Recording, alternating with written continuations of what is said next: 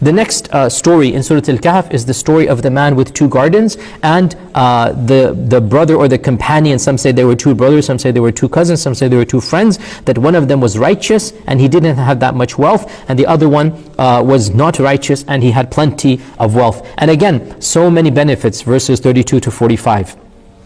Of the benefits of this story, we see the dangers of pride, the dangers of self-conceit.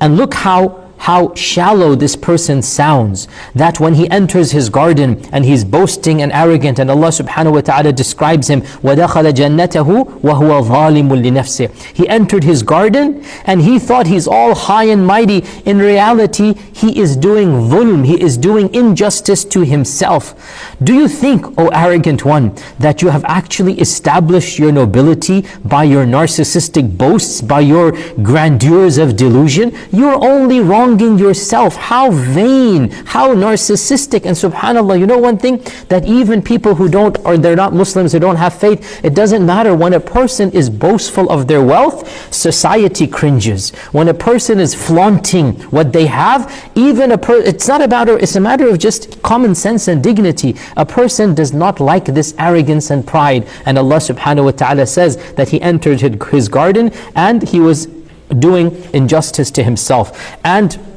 another problem that happened is that his wealth blinded him. He fell in love with his wealth and his world and this world so much that he lost track that there is going to be a hereafter. And he said, وَمَا أَظُنُّ السَّاعَةَ قَائِمَةً. I don't think that there shall be a day of judgment, that I don't think this is ever going to finish. مَا أَظُنُّ أَن تَبِيدَ هَذِهِ أَبَدًا. What I have right now is going to last forever. And this is another problem, that you get caught up in the pleasures of what you have. You get caught up in the moment, so much so that in your arrogance you're like, yeah, who needs a hereafter? There is no point. And subhanAllah, have you lost track of reality, that nobody lives forever? Have you lost track of the reality of death, that not a single soul shall live forever? Every single entity is going to die. And so this person, he became so deluded in the pleasures of that one moment, to see his massive garden, and he probably had a beautiful house and all of the treasures that he had that were there, and he became so confident that he said, who needs a hereafter?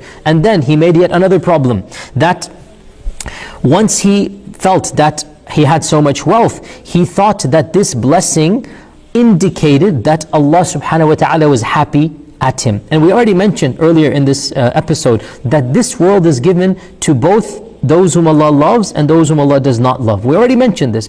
But he felt, and this is the icing on the cake of his pompousness, right? He felt, وَلَئِن رُجِعْتُ إِلَىٰ رَبِّي. Even if I shall go back to Allah, I will find something even better with Allah. He assumed that because he was blessed with wealth, that Allah was happy with him. And this is another major error that this person made. Wealth in and of itself does not indicate Allah's happiness. It's what you do with it. If you treat it, if you earn it through halal and you spend it on halal, then yes indeed, wealth is one of the best gifts of Allah subhanahu wa ta'ala. However, if you earn it through haram or you spend it on haram, then woe to you, and then again woe to you. So be careful about assuming this if a person has wealth. Also, we learn here that not being thankful to Allah is the seed that sprouts the evil fruit of kufr.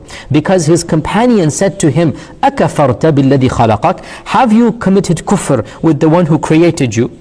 Even though he did not deny Allah's existence. But kufr here means ungrateful. Are you that ungrateful to Allah that you will not even thank Allah? He felt that he didn't need to humble himself in front of Allah. So we learn from this surah as well that one of the main ways to thank Allah, as the Muslim said to this arrogant person, why didn't you say when you entered your garden, Ma sha Allah, la quwwata illa billah? Why didn't you first and foremost ascribe this to Allah? This is from Allah's mashia, Allah's will. This isn't from me that I got it. Allah gave it to me. La quwwata illa billah. There is no power that could have given me this other than Allah subhanahu wa ta'ala.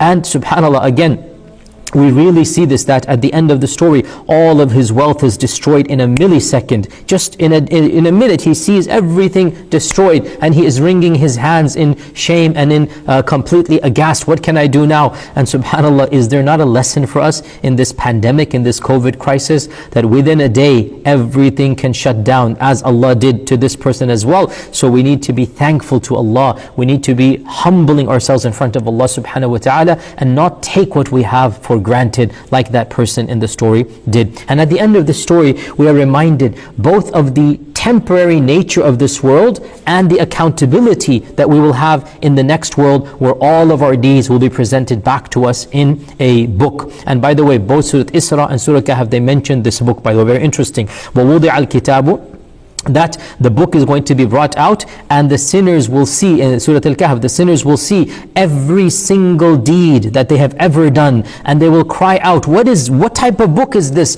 Not a single deed, large or small, except that the book has recorded it.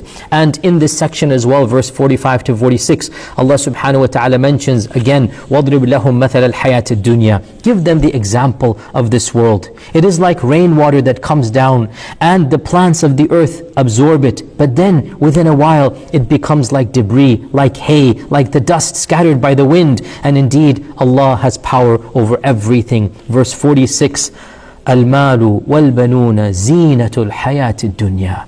Wealth and children, they are the beauty of this world. Nobody's denying that. It makes life living. It makes life worth living. Wealth and family, it's so peaceful to have, it's so great to have, and in and of itself it is nothing wrong to enjoy and to benefit. But then Allah says, وَالْبَاقِيَاتُ الصَّالِحَاتُ خَيْرٌ عِنْدَ رَبِّكَ ثَوَابًا. But the good deeds that last forever, money does not last forever, children do not last forever. What lasts forever? The good deeds that you last forever. One of the companions said, you know what those good deeds are? Subhanallah is one of those good deeds. In other words, simply saying Subhanallah, it is more beneficial than all the money you have, because one Subhanallah will last forever, and no matter how much money you have, it will be given to somebody as soon as you die. You will not have it forever. So Allah is saying, wealth and family are good. They make life beautiful. Nothing wrong with that. But do you really know what is the best thing?